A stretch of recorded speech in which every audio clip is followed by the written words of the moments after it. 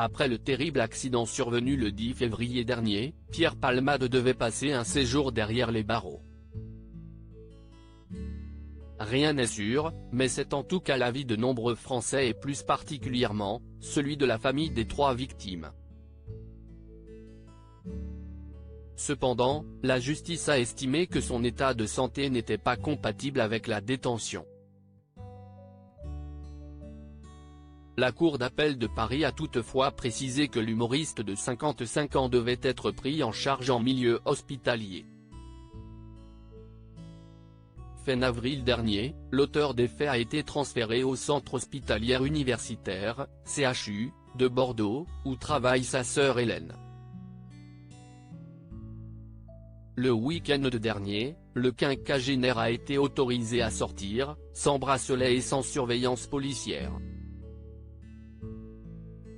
Une décision validée par les médecins. Le 7 mai 2023, le comédien est bien retourné à l'hôpital, comme le confirment les images de BFM Télévision. Pierre Palmade passe le week-end en famille selon les informations relayées. Celui qui a été victime de chantage peut désormais profiter d'un assouplissement de son contrôle judiciaire. En semaine, l'ancienne acolyte de Muriel Robin peut se rendre à des examens médicaux. Il lui est également possible de rencontrer son avocat.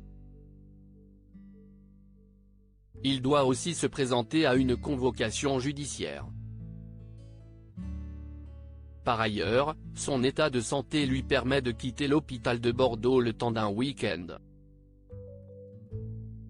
Compte tenu de l'ampleur de l'affaire, la première sortie de Pierre Palmade n'est pas passée inaperçue. Il en est de même pour son retour au CHU. Il se murmure que l'humoriste se serait rendu chez sa mère qui vit en Gironde. Après ce week-end en famille, il a pu regagner l'hôpital. Des interdictions toujours en vigueur. Pierre Palmade semble en forme correcte, comme l'ont estimé les journalistes de BFM Télévision. Il pourra, une nouvelle fois, quitter le CHU le week-end prochain.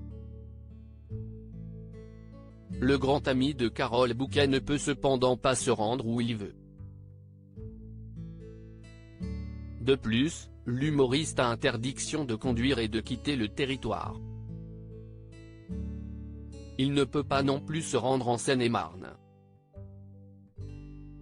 Pour rappel, le comédien est toujours mis en examen pour homicide et blessures involontaires.